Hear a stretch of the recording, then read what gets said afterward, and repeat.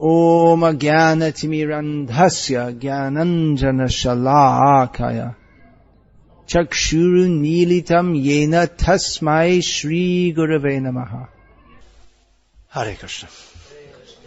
So it is a great pleasure and very purifying, of course, to again speak about Srila Prabhupada, his glories, his qualities.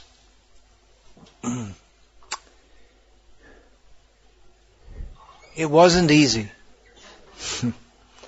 What Srila Prabhupada did wasn't easy. Although he made it look easy. In retrospect, it may seem fairly easy. Srila Prabhupada went to the West, he chanted Hare Krishna, and people came. But there was a lot more. Srila Prabhupada came to establish the truth, which is difficult in a world of untruth. This is not only a world of untruth. If it was simply a matter of ignorance, then you'd simply have to state the truth, and this problem would be solved. But not only is this a world of ignorance, but it's a world where everyone is committed to ignorance as being reality, and they don't want the truth. Srila Prabhupada would pronounce the word ignorance as ignorance. You catch that? It means to deliver. Ignorance means to ignore Krishna. That's the point. So Srila Prabhupada had to struggle in so many ways. It's well known. But he just wanted to go on presenting the truth, and ultimately the truth is Krishna. Srila Prabhupada often spoke against the cheating of the scientists, the cheating of the financial system, the cheating of so-called education. He wanted, because we and everyone in this world is enamored of these things, and we think, oh, this is very good. Science has given us so many contributions. In some ways you can say that's true. For instance, I'm speaking into this microphone, which is something which has been developed by science and technology. But the reason that we think it is of value, or we may admit that it's of some value, is a different reason to that which everyone else in the world considers it to be of value. We consider it to be of value because it facilitates discussion of topics of Krishna. And materialists think that is valuable because it facilitates everything and anything except topics of Krishna. They think it's good because it amplifies the sound of various kinds of non-devotional music and all kinds of talks and this and that. So the idea that science has benefited the world is based on the supposition that life is meant for enjoying this world. So it's the whole idea, the core ideology behind it. There's a problem with that. And there are other problems. Another major problem is that it diverts our attention away from the real purpose of life. For instance, we can do all kinds of research on how to grow different kinds of grass and feed it to cows so you get more milk. But anyway, if we just feed the cows without doing so much research, they'll give milk. And Krishna, we depend on Krishna. You don't have to waste so much time, years and years, studying in university and this and that, and save the time for chanting Hare Krishna. It's unnecessarily. We don't really have to understand how the grass is turned into milk. Just it's Krishna's mercy, that's all. And trying to find better ways of doing it. And their better ways usually result in cow slaughter, because the cow is seen as an economic module. So this is just one example. And of course, another factor that many people in the Western world are very much aware of, not very much in India or China or these places, is the actual harm that science or scientific developments have caused and are causing to the world in forms of various kinds of pollution, including mental pollution, all kinds of things that we don't really even know what bad effects are there. So Srila Prabhupada, that's just one example. He stood, at that time actually, there weren't, the things that Srila Prabhupada, many of the things that Srila Prabhupada stood against or expressed skepticism in, others weren't doing. Now it's become quite fashionable or well known to criticize the fiat money system in which money is produced abracadabra out of nothing. And it's not based on gold or silver or anything of value. Now it's become quite well known that this is a whole cheating system. But Srila Prabhupada he noted that well ahead of, there may have been some, but also the cheating of the scientists. At that time, there was general faith that science is something very good. That's changed a lot. There was general faith in politicians. People thought that politicians, they have the interest of the people and the country. But Srila Prabhupada, he pointed out that politicians are all cheating, and even the idea of nationalism, that's something which hasn't come around in popular consciousness. The whole concept of nationalism is simply dog-like consciousness, as Srila Prabhupada put it very graphically. So Srila Prabhupada, he came to establish the truth. Tattva darshan means philosophical delineation. Well, and we can just say philosophy, tattva darshan. The English word philosophy, which doesn't really like many English words, it doesn't really convey the sense of philosophy as in the term tattva darshan or tattva gyan. Tattva darshi, the word is there in Bhagavad Gita. We should approach a tattva darshi, one who sees reality in all its categories, one who's seen the truth in one word, one who has seen the truth. So Srila Prabhupada saw the truth of that this material world is nonsense. And he pointed that out in the manner of Chandra Shaka Nyaya, which is everything, even the manner of Srila Prabhupada's teaching, we also learn from him. It's nothing new, it's the ancient Vedic system of teaching. And that's another thing that was revolutionary about Srila Prabhupada.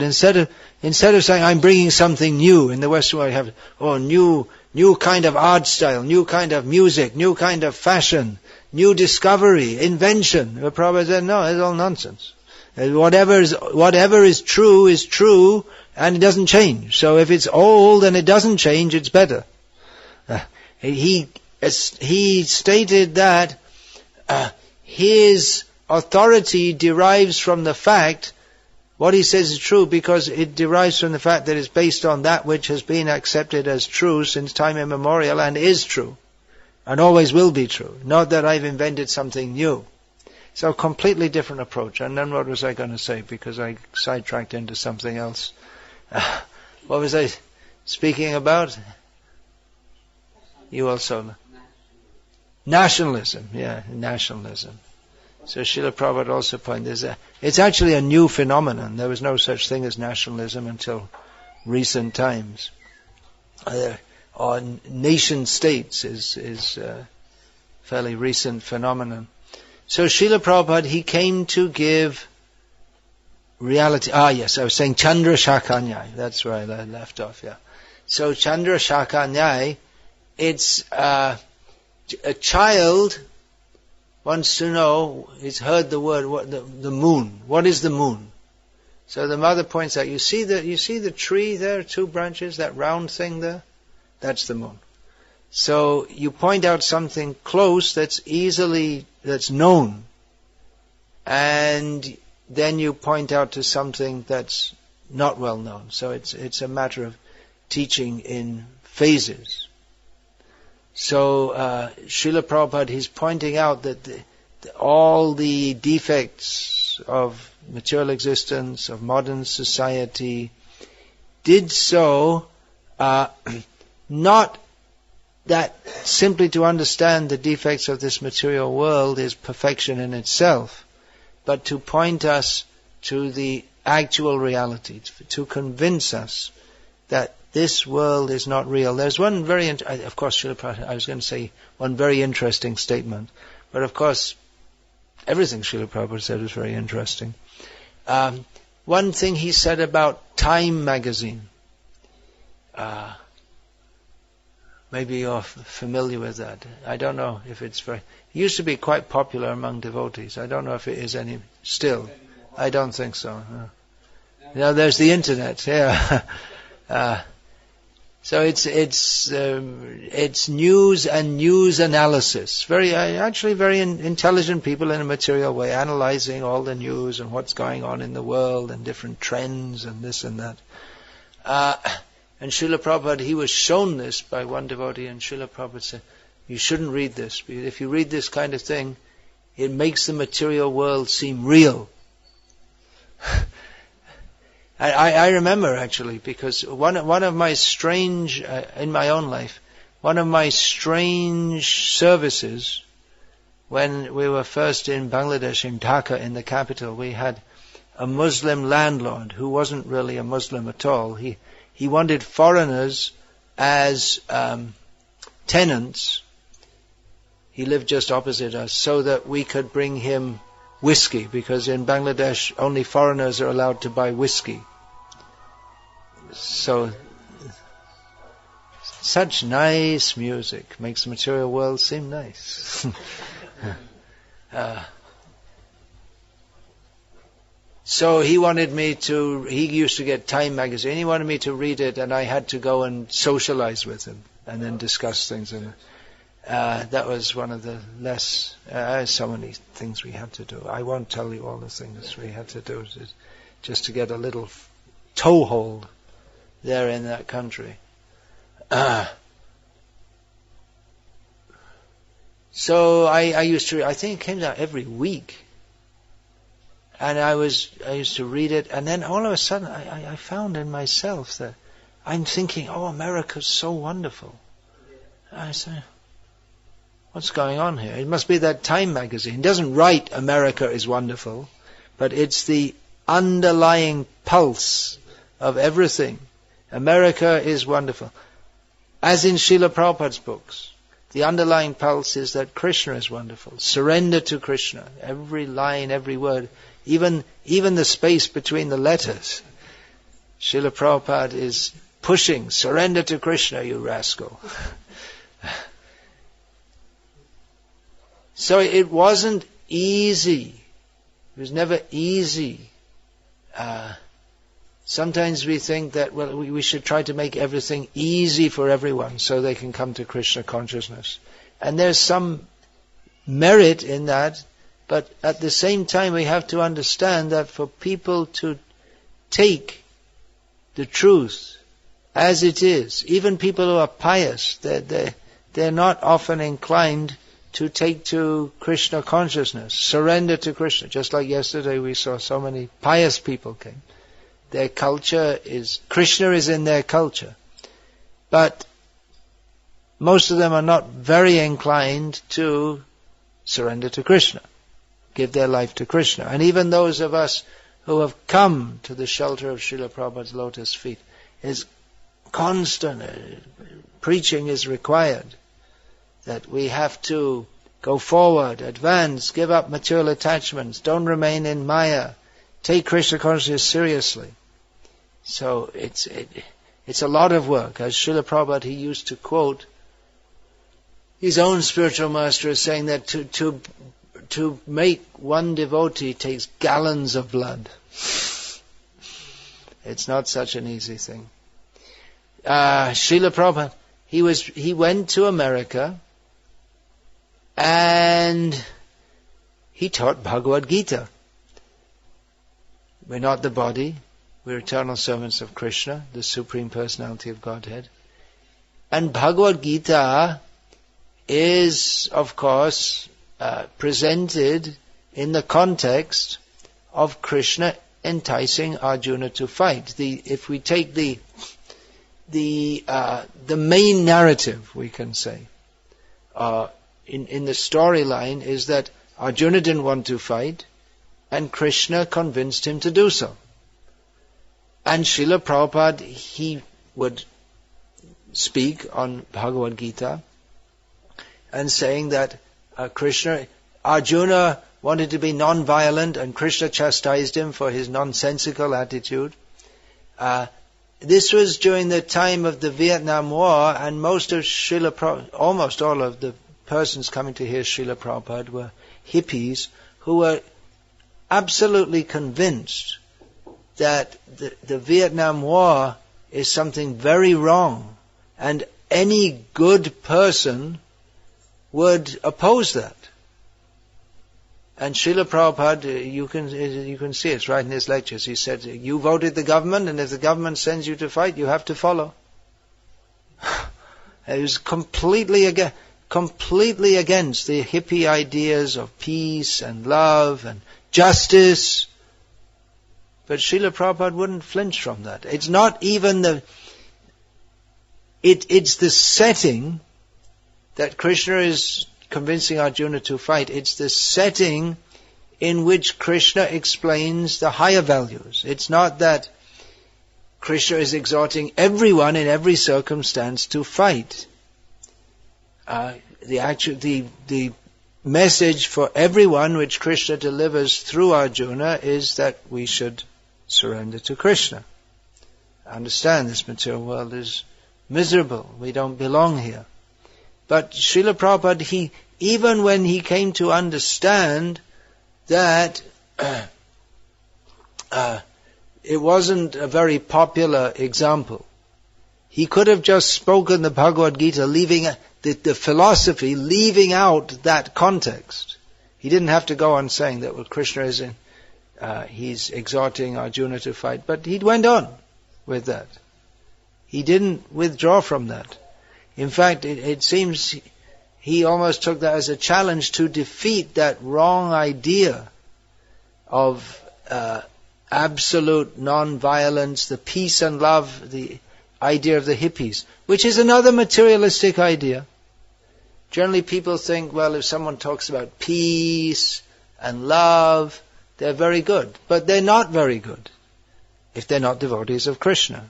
And if they're devotees of Krishna, they don't talk about peace and love very much. They talk about surrendering to Krishna, from which actual peace and love can come. But the idea of peace and love without surrendering to Krishna, it's just another materialistic idea. We shall be happy in this material world without Krishna. So it's actually a demoniac idea. And also we find that so many people, they talk of peace, but they themselves, they'll talk about peace and then go and eat pieces of meat. It's a very common thing. Even the Dalai Lama, people think, oh, what a great saint. What a great saintly person. He's a great meat eater. He's not saintly, no. He's a hypocrite. That's exactly the right word. I know, yeah. Tell us, I heard about it. You can tell us. We'll have an interactive session here. He was very heavy letter. You're speaking peace, hams and all that, but you eat meat. Yeah. Said, yeah, my doctor said it's healthy, it's good for your health. Yeah. McCartney wrote back, no, the doctor's wrong. That was it. McCartney was openly against him because it's bad for health. I saw something about that. He said he became a vegetarian and he ate lots of nuts and he got a liver problem, so his doctors told him to eat meat. Well, he got the wrong diet. You don't eat lots of nuts. They're very difficult to digest. But actually, even it might be that eating meat is not such a bad thing for health. It might be. The way people eat it nowadays, meat packed with hormones and frozen and lots of red meat. Previously, meat eaters used to eat it occasionally. Packed with carbon as well. I'm just getting around to that, yeah. I'm saying for physical health, you see plenty of people live to 90 or more who are meat eaters. But that's not our point. The point is that it's packed with karma as well as hormones. And patrang pushpang palang toya. Krishna doesn't like it. that is our reason for being vegetarian, not actually for health. And also, it's a horrible thing to slaughter animals just to relish the taste of blood. Ugh. So, yeah, Srila Prabhupada, and he stood against the idea of utopian happiness in this material world, peace conferences. He was once called to a peace conference by this Yogi Bhajan, who was actually very appreciative of Srila Prabhupada and his followers in many ways. Yogi Bhajan said, well, we just want to call everyone and bring everyone together. And Prabhupada said, you'll never bring them all together. It's not possible. You make them all Krishna conscious, then they can all come together. You have to understand what is the center. So Srila Prabhupada, he went against the grain. He was very provocative in many ways. There's one description of, it must have been 1966, 1967 in New York and the Lower East Side. And Srila Prabhupada, he would speak among the hippies against what they called free sex. And one night, some local celebrities came. There were a rock band called the Fugs. The Fugs. Yeah, almost. And they made one of their big hit was, it's mentioned in the Prabhupada Lilamrita. I actually never heard of them till I read about it in the Prabhupada Lilamrita. Their big hit was called Slum Goddess of the Lower East Side. And they were promoting gross illicit sex. And that evening when they came, it was a big thing. This great person. They're sitting in front of Prabhupada and they're thinking these rock stars are some big personalities. And Prabhupada, on that evening, it's not clear whether he was told that these are big rock stars or whatever. Prabhupada spoke very heavily against the idea of being happy via sex. They never came again. But Prabhupada didn't compromise.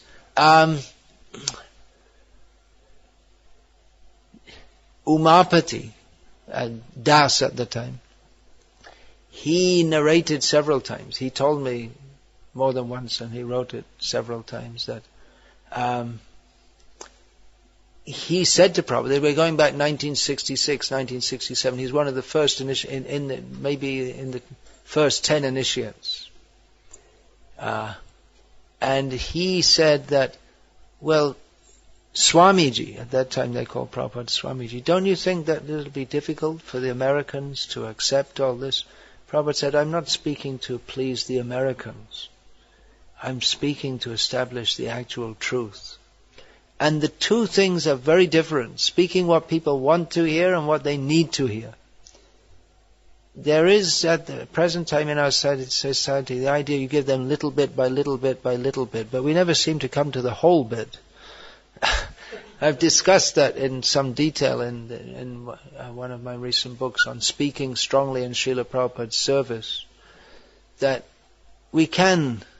it's not wrong to give people bit by bit by bit, but we have to quite soon, if we are to adopt such a process, we have to quite soon give them the truth, the whole truth, and nothing but the truth.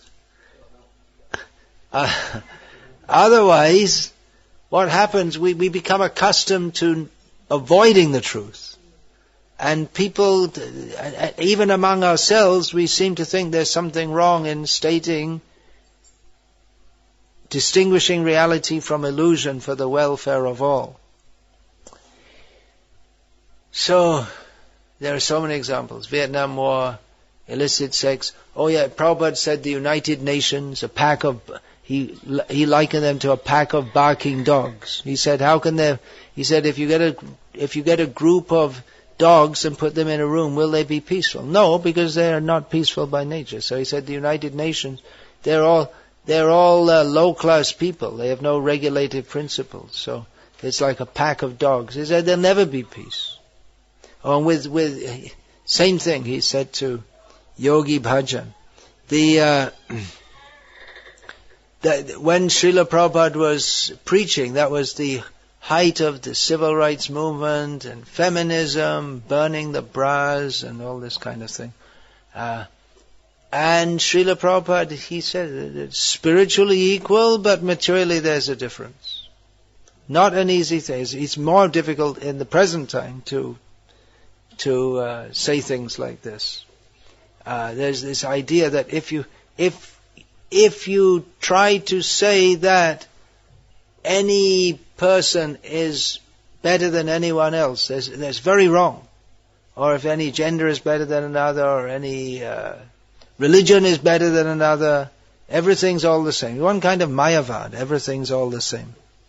But although spiritually we're all equal, bodily there are differences.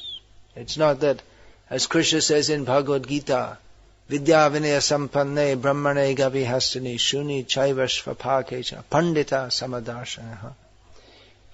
A learned person sees a learned and gentle brahmana, a cow, a dog eater, an elephant, he sees them with the same vision. That doesn't mean he treats them all the same. It's not that you treat a brahmana and a tiger the same. So, bow down at the lotus feet of the tiger, and just as you're bowing down, you lose your head. It goes in the tiger's mouth. So, very pragmatic also. Gave the Veda. And Srila Prabhupada, he commented about this. He said that this, who is that? Yogi Mahesh, something like that. Maharishi, they used to call him.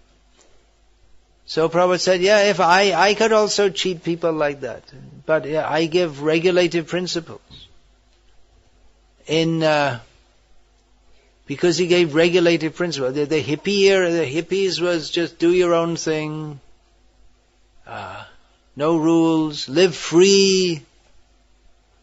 And Prabhupada said, no illicit sex, no disciplined life, rise early in the morning. It's just the exact opposite of what people wanted to hear. But Srila Prabhupada gave them what they needed. And of course, he also, in the beginning, introduced it step by step. In fact, his first disciples in America, he told them to take initiation. And then afterwards they asked, well, what does it mean to be initiated? And Prabhupada said, you have to accept the Guru as good as God. And he gave a list. All initiated devotees must rise early in the morning, attend all programs, not eat food cooked by non-devotees. He gave a whole list. He didn't tell them before they were initiated. It was only after they were initiated. Because they were coming along slowly, and Prabhupada just kick-started them into, but he didn't even introduce shaving heads or dress codes. Gradually he introduced. Sometimes devotees today say, well, in the beginning Prabhupada didn't introduce this, so it isn't important. Well, it is important, but it was gradually that Srila Prabhupada introduced all these things. Shaving the head. Nowadays it's become, shaving the head for men, it's become quite normal. And so we see many of our devotees shave off their shikas also, which is not very auspicious. But at that time it looked very odd. It was considered very odd, and especially for the hippies. Men, they were so attached to their long hair. That was the sign. That was the main sign of being a hippie, was to have long hair. And Srila Prabhupada had it shaved off. Not just even short, which is socially acceptable, but shaved. One time, in a conversation, Srila Prabhupada said, Lord Chaitanya has come to save you. But Srila Prabhupada spoke with Bengali inflection, so it sounded something like shave you. And devotees weren't sure whether he was said to save you or shave you. And Prabhupada, he understood this. Yes, he's come to save you and shave you.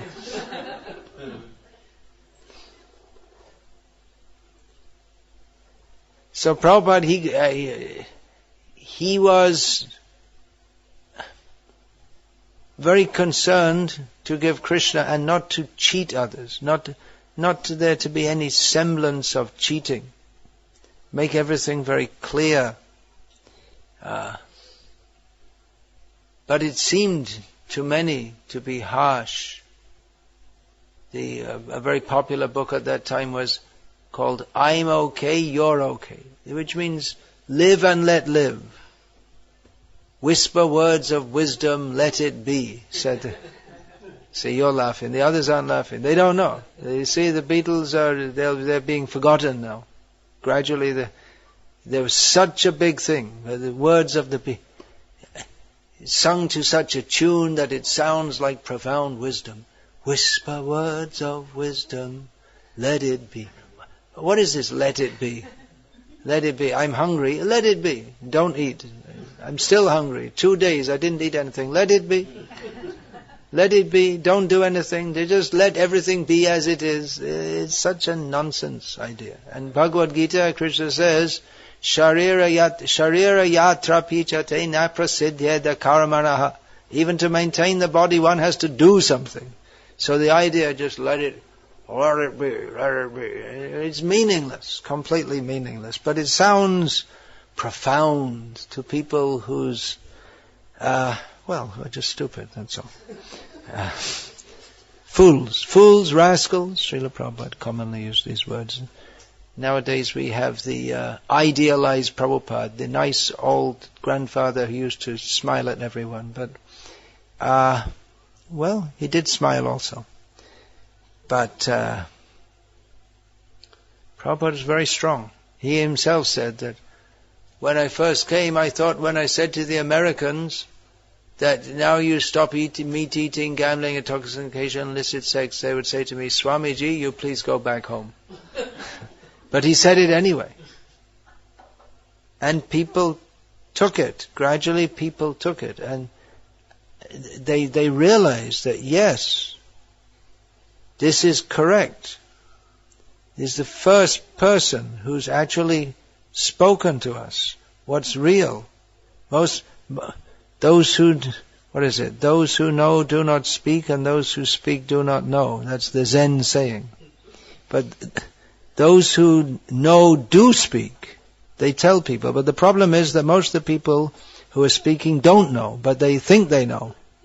So, reality distinguished from illusion for the benefit of all. Srila Prabhupada brought the Srimad Bhagavatam. Srila Prabhupada said, when I had the first 3 volumes, the first canto of Bhagavatam published, then I thought, now I'm ready to go to the West. And he said that all the philosophy, everything that he wanted to present is in that first canto. And we'll find that in the first canto is not only, in Srila Prabhupada's purports, are not only the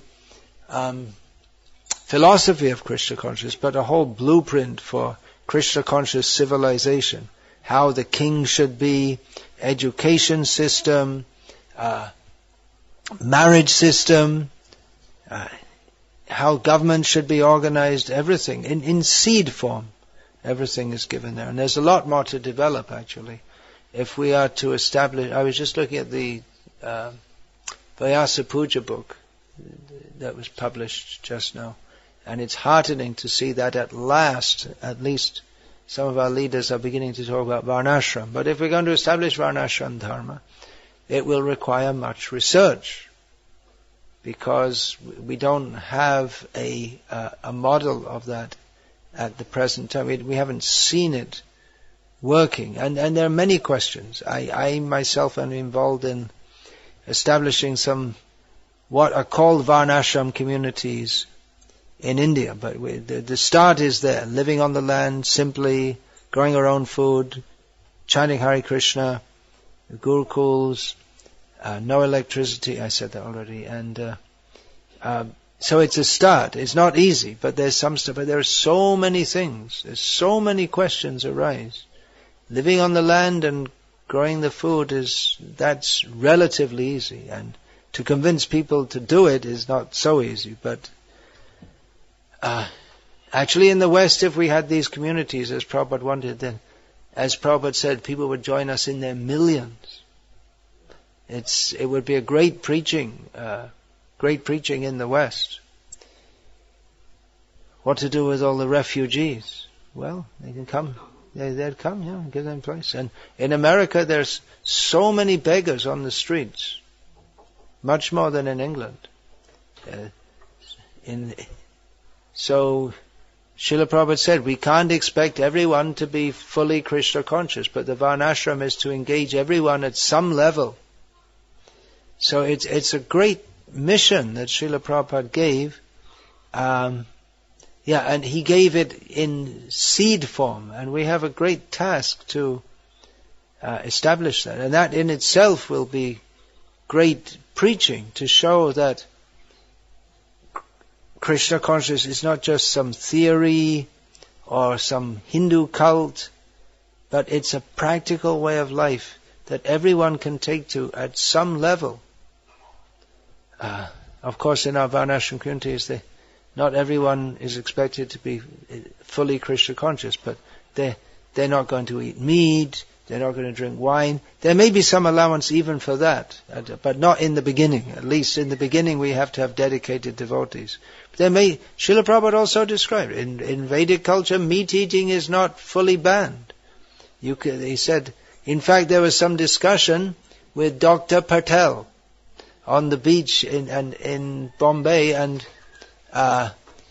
Dr. Patel was talking about Swami Narayan and how he was against meat eating, and Prabhupada said, well, that's allowed in Vedic culture. And then Dr. Patel said, then I reject the Vedas. And Prabhupada then he said, you're like Buddha. But it's allowed by offering not cows, but some other animal or bird to Kali once a month. And it's also allowed, Prabhupada said, if you want to eat cow's meat, we will give beef to you. Yes. Wait till the animal dies, you take the animal. That's allowed. That's for the chandalas, not for cultured people. But that's allowed. And in fact, they're not only allowed to take, but they eat the meat, they take the skins, and from the skins, the leather, they tan the leather, and that may be used for making leather shoes, which are not banned in Vedic culture. In fact, in Shastra, it's specifically stated about leather shoes. And mridangas, and many uses actually. So that's practical. Srila Prabhupada he spoke continually on Krishna conscious philosophy, establishing Varnashram communities. It's not easy. Even to get on the boat, it wasn't easy. Prabhupada, to get permission to leave India from the government, to get a sponsor in America so he could get a visa, to get this Sumati Morarji to sponsor, even though she knew him and respected him as a sadhu, but she probably knew so many sadhus and respected them. She's a pious lady. But she didn't want to give Prabhupada a ticket. He did a dharna. That's, what do you call that in English? Sit-in strike or something. Outside her office. He wouldn't leave until she agreed to give him a ticket. To go to, you don't know Hindi, huh? You know Hindi? No. So, until she agreed to give him a ticket on a freight ship. It wasn't a passenger ship with all facilities. There was one, and he went, he had heart attacks, his godbrothers were opposed to him, his first manuscript of Bhagavad Gita was stolen from him, there's so many things. But he said, I never complain. I just go on. It's not easy. So remembering that, we should be careful about accepting the easy path. Because that is the tendency of most people in the material world. The the great people, so-called great people of the material world, they're the ones who don't accept the easy path. They, just like some inventor, who is it? Edison, he made 10,000 experiments before he was able to. He had an idea about making an electric light, but he wasn't sure how to go about it. So he went through 10,000 different experiments before. He knew that it's possible, but he wasn't sure how to do it. At least that's what we're told. When you buy notebooks in India, they have all these little anecdotes, things like this. So he went through 10,000 different experiments and eventually made an electric light. Wasn't easy. Great military leaders, Napoleon. It wasn't easy. He had the boldness, the guts to almost literally take France by the shirt collar and put it into shape. And then he began his military campaigns. So it's not easy. Many people think, I'd like to be famous, but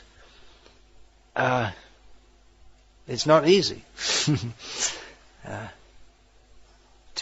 I'd like to be the Prime Minister. It's not easy, even though you may criticize him in so many ways. So most people look for the easy life, the path of least resistance. There's a word being coined, sheeple. The people are called sheeple because they're like sheep. They just follow. The whole advertising industry is based on the fact that people will agree to whatever stupid propaganda you give them. At least a significant percentage of the population are susceptible to advertising, which means they're stupid. But they prefer to be, because thinking is too difficult. Making decisions yourself is too difficult. They prefer to be cheated. So the sheeple. But there are others who stand out. And even this Bin Laden, I'm not saying that he's great in a good way, but he decided to do something which went against the whole idea of just living peacefully. And he invited the wrath of the great American military-industrial complex, which eventually got him. But he stood up, stood out. So Srila Prabhupada also, in preaching, any you take, Jesus, his life wasn't easy. Buddha, he deliberately, he left the comfortable life of a prince to find the truth as he perceived it. So Srila Prabhupada, there's one quote of his. I put so many quotes in this book, on speaking strongly in Srila Prabhupada's service. He said, don't think that preaching is easy.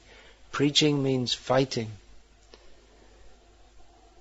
So, we have a lot of work to do. It's very exciting, actually, what Srila Prabhupada has given us, the challenge to change the whole society.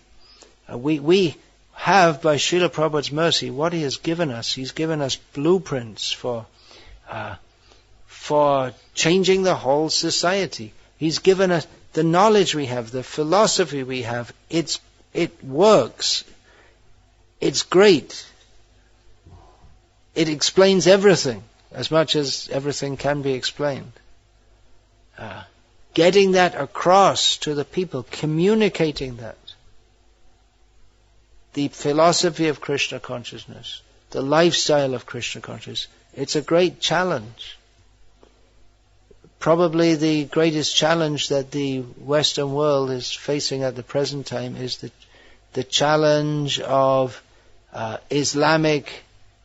Islamism, not Islamic. That's not the right word. Is Islamistic extremism and the overflow of that in the term of the immediate problem of refugees.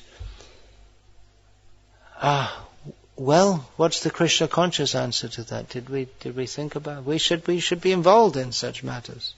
We should be giving answers. Prabhupada, he spoke on relevant issues, not that we're just boxed up in our own little world and discussing in our own terms, arguing, does the soul fall from the spiritual world, or where we hear all the time. In the meantime, people are going to hell, and we're so much concerned over things which, that's also, philosophical issues are also important, but we should see that we have priorities also.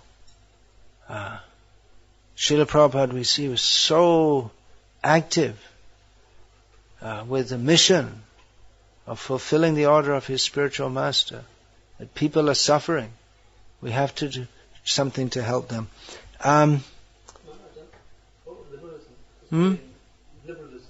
Liberalism is probably a bigger concern.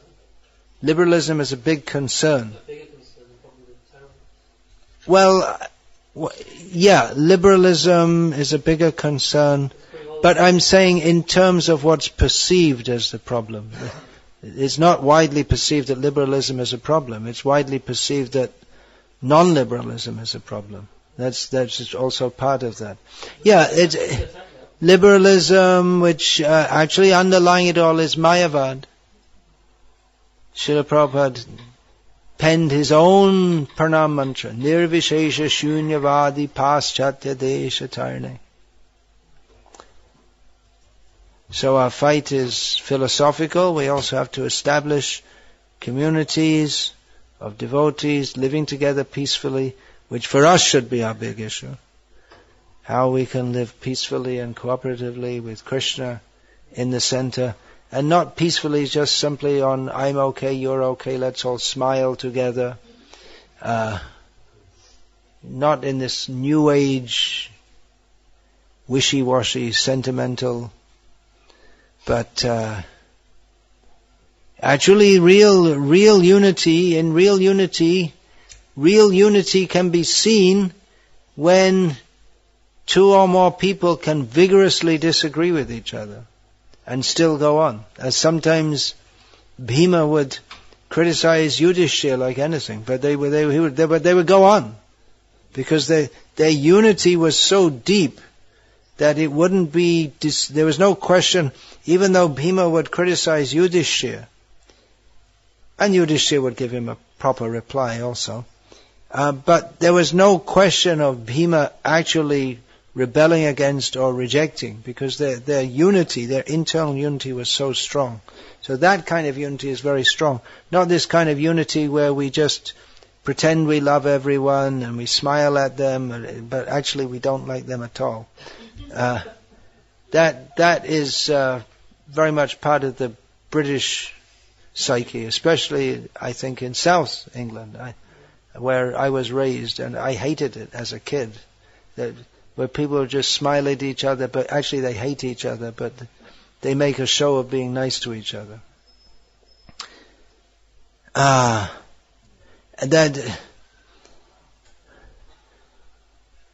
So much.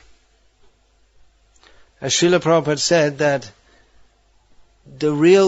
speaking about Vyasa Puja, he in one of the Vyasa Puja offerings that he wrote to his own guru, he said the real worship of the guru is not by a ceremony of fruits and flowers, which of course should be there, not that we stop doing this ceremony, but the real worship is in fulfilling his order. So that's a big thing, isn't it? Not a small thing. A very great task. So see what you can do. Manchester is also an important city. Probably the second most important city in England, isn't it? What do you think? It's either Manchester or Birmingham. Birmingham's the second largest. The West Midlands is second largest, but it's not a cultural centre like Manchester is. The universities are important. It's better known, much better known than Birmingham, probably due to Manchester United more than anything. Yes, I was writing emails. I have my emails typed by devotees because I don't like to strain my wrist. And I was giving the names of these cities, Nottingham, and they said, how do you know? How do you know how to spell it? Yeah, they've heard of Nottingham, someone living. Why? Because of some football team. England's great cultural contribution to the world. So, Manchester Educational Centre and cultural here's something, I've already said this twice in the last few days in lectures, I'll say it again. I was on a flight, what was that, London to Belfast, and someone just sitting close to me had this Kindle, and they were reading The Times, the great newspaper of England. Sorry for the Manchester Guardian, but The Times is probably more important. And then he's flipping through, and then he came to one page, and it said culture, which means it's the culture page. They're talking about art and painting and music, and the picture which they gave a photo to show that it's the culture page was of some woman, maybe in her early 20s, with this crazed look on her face, her hair spread everywhere, bent over, holding a guitar, and that's culture. That's not culture, but that's what they think is culture. So Manchester is also a cultural centre in terms of that kind of culture and fashion and all this kind of thing. And it's also just well situated in as much as there's huge population all around. There's Liverpool, and then just in the rest of Lancashire, so many towns, and then just east there's Yorkshire, West Yorkshire. I don't know what they call it now. West Riding it used to be. It was Leeds, Sheffield, Bradford, all big cities. So it's a good place to preach from. So you have a lot of work to do. Harinam Sankirtan, great preaching, always. It's Chaitanya Mahaprabhu's process. Distributing books. We've got great books. They're really good books. All kinds of things can be done. Of course, most of you are tied up most of the time in family maintenance. But anyway, see what you can do. Spread this movement. That will be the best worship of Srila Prabhupada. Hare Krishna. Hare Krishna. All glories to His Divine Grace. Srila Prabhupada.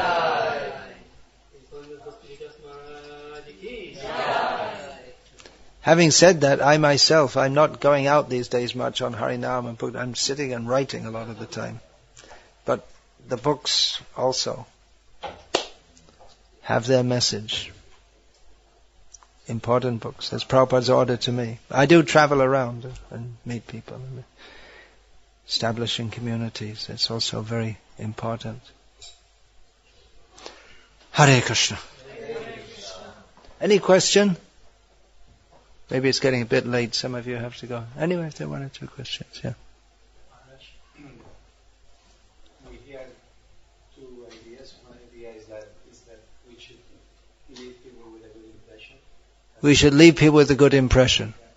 And the other idea is that that's not the idea that we should leave people with a good impression is not the beginning and end of preaching.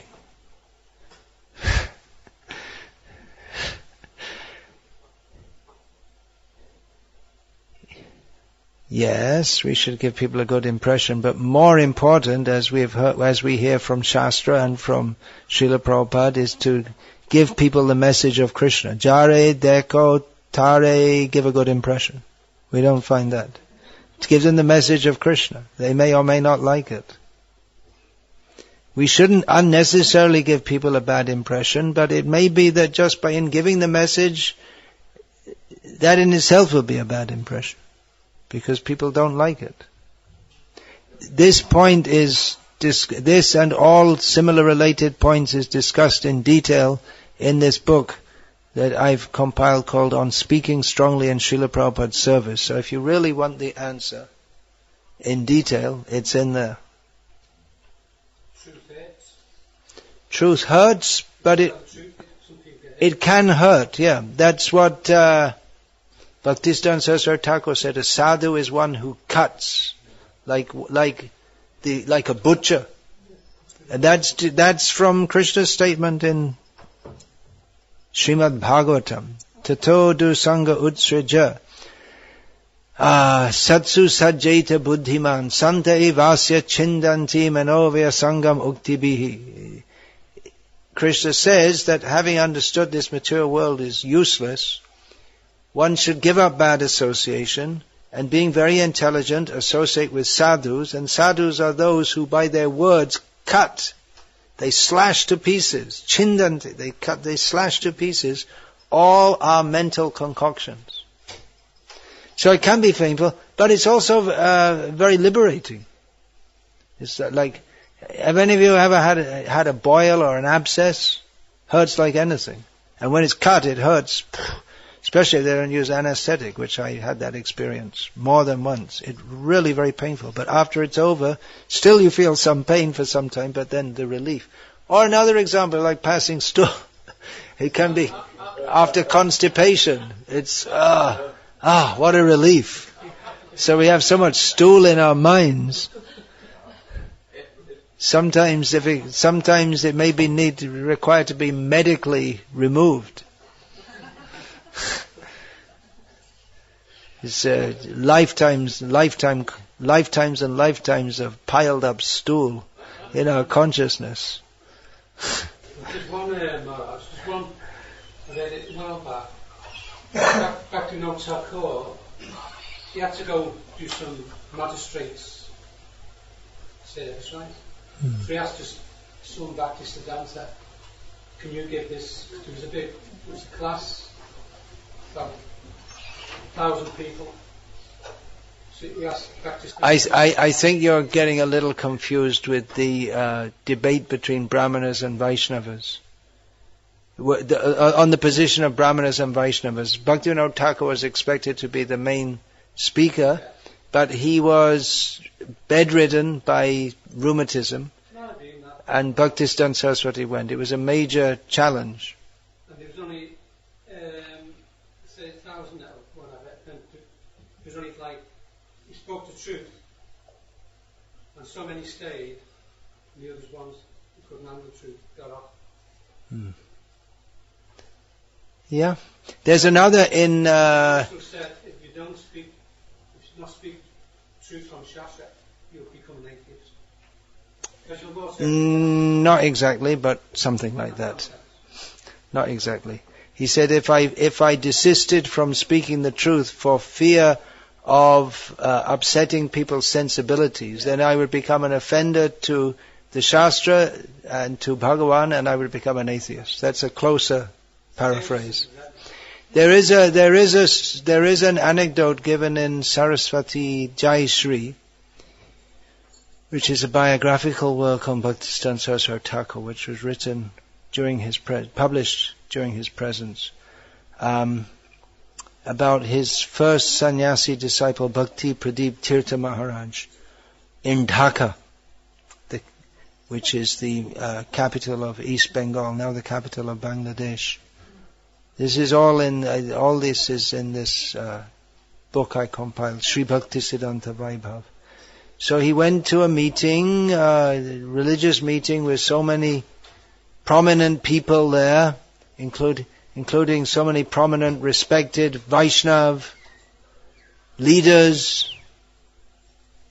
Of course, from the Gauriya Math perspective, they were cheaters.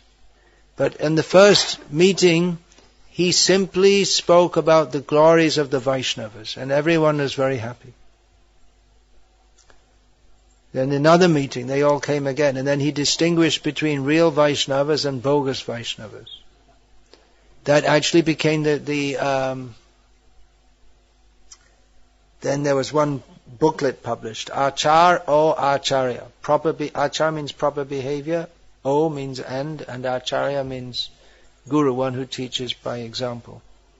And Bhaktisiddhanta Saraswati Thakur also in English wrote Vaishnavism, Real and Apparent. So in the second meeting, Bhakti Pradip Tirtha Maharaj spoke about having established the glories of the Vaishnavas. He spoke about genuine and bogus Vaishnavas. And as he spoke, gradually people started leaving. At the end there was one left, apart from himself. That one, Subodh, I can't remember his second name. He became Sundarananda Vidya Vinod when he was initiated, and he became the most prominent literary manifestation of Bhaktisiddhanta Saraswati Thakur's teachings. Many of the things that he taught, he didn't, after the early days of giving his commentaries on Chaitanya Bhagavat and Chaitanya Charitamrita, he didn't actually write very much Bhaktisiddhanta Saraswati. He gave many magazine articles in the early days, but after that he would speak, and his disciples would write mostly magazine articles based on what he spoke. So that one real devotee, of course his later history is something else, but he became a major mouthpiece of Bhaktisiddhanta Saraswati Thakur's teachings. So if Pradip Tirtha had simply just gone on praising the people, they would have liked it, but none of them would have surrendered to Krishna. Only one did. Only one did, ultimately.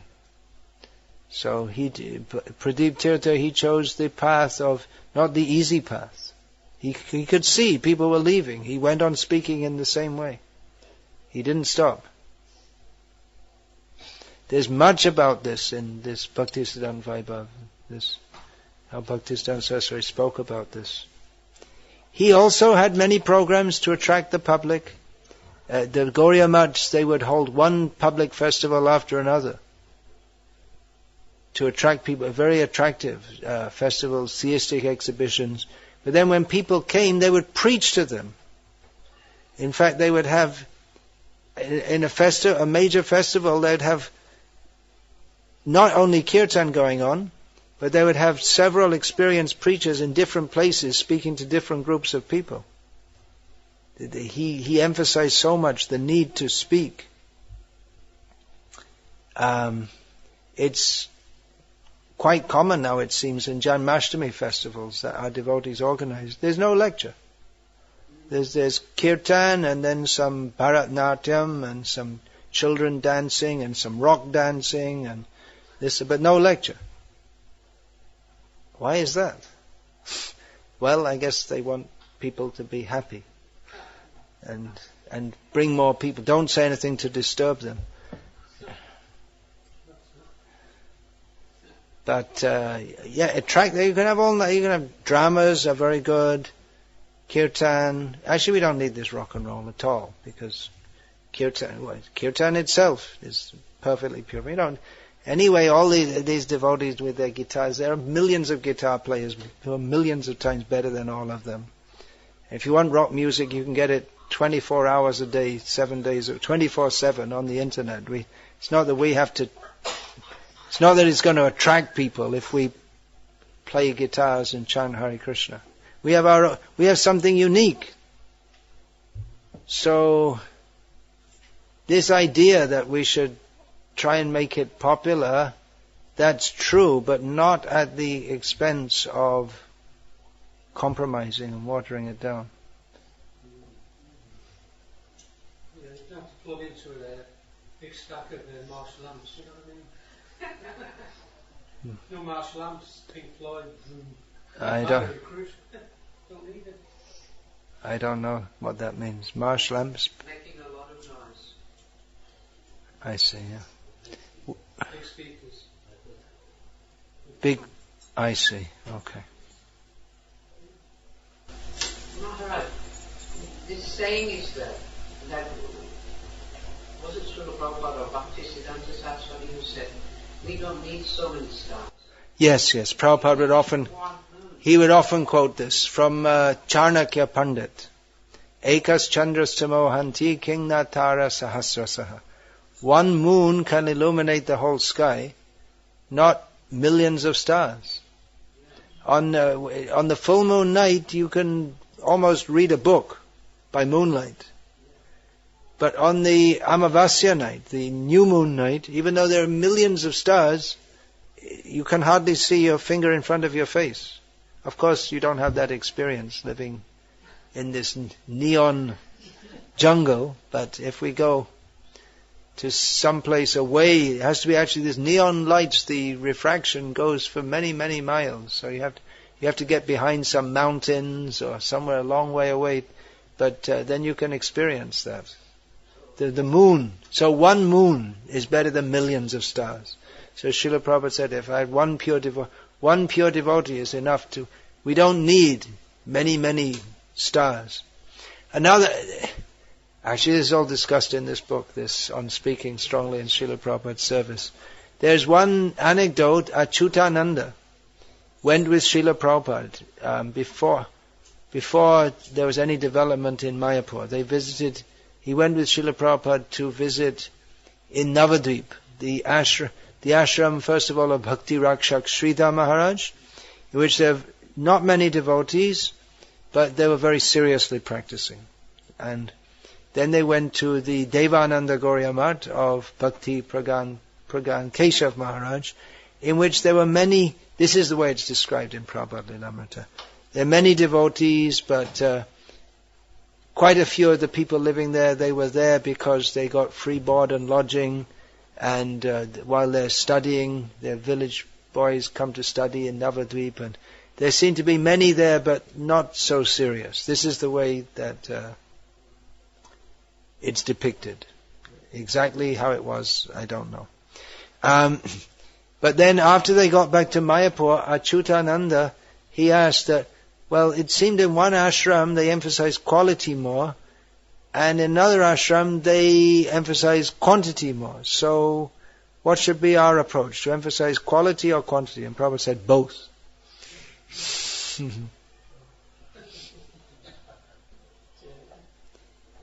Among Prabhupada's godbrothers, I saw one in Mayapur. He had his ashram, and he was very, very learned, very, very austere, and very, very strict. He had one disciple. He was so strict. Anyone did anything wrong, he gave no room to anyone to do anything except just what it should be. And no one could live with him.